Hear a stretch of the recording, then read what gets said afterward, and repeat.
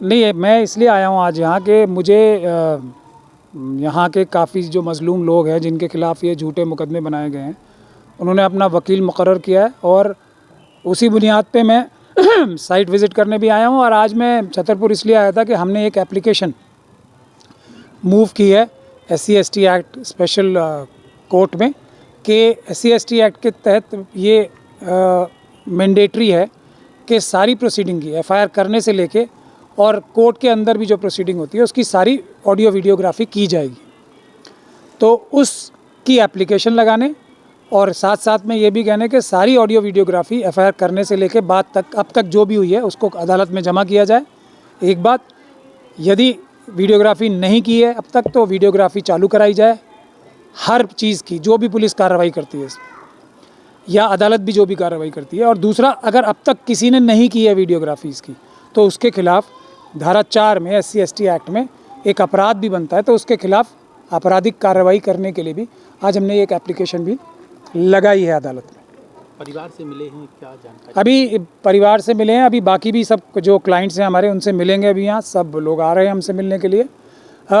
जानकारी यही है जो मैं मुझे जो दूर से जो अंदेशा था वो 100% सही साबित हुआ। और यहाँ आके भी फील्ड विज़िट करने का भी यही लाभ होता है कि हमें डायरेक्ट एविडेंस खुद अपनी आंखों से भी देखने के लिए मिल गया। ये एक क्लासिक केस है जिसमें प्रशासन ने अपराधी बन के, एक तरीके से डकैत बन के इस घर में और इसके पड़ोस वाले घर में लूटमार की, इसको तोड़ा प्रॉपर्टी को, और ये अपराध भी किया जो आपने आज तक कहीं सुना ही नहीं होगा पूरी दुनिया में कि अनऑथराइज्ड जो गाड़ियों के अंदर अनऑथराइज्ड कंस्ट्रक्शन थी उन्हें भी तोड़ दिया, और वो भी बुलडोज़र से। तो ये जो एक विचित्र बात कर रही है ये सिर्फ इनका ये दिखाता है कि ये अपराधी हैं, प्रशासनिक अधिकारी भी, पुलिस अधिकारी भी, और इनके राजनीतिक आका जिनके कहने पे और जिनके इशारे पे ये सब कार्रवाई हुई है अपराध करने की, वो भी धारा 120 भी जो पहले थी यानी कि कॉन्स्पिरेसी के केस में, वो सभी इसमें अपराधी हैं।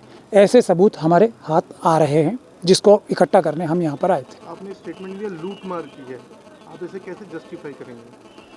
जस्टिफाई ऐसे करेंगे कि यहाँ आप देख रहे हैं, एक तो प्रथम दृष्टया ही जस्टिफाई हो रहा है कि इसके अंदर कुछ भी सामान नहीं मिलेगा आपको। उस पड़ोस के घर में भी जाके, जो कि आज़ाद साहब का है, उसमें भी जाके अगर आप देखेंगे तो आपको कोई भी, अगर किसी का घर जो रिहाइश का काम करता हो, जिसमें रिहाइश हो, तो उसमें घर का सामान भी होता है, उसमें बहुत सारी कीमती सामान भी होते हैं, उसमें दूसरी चीज़ें भी होती हैं, तिजोरी भी होती है, सब चीज़ें होती हैं। वो कहाँ नज़र आ रही हैं आपको?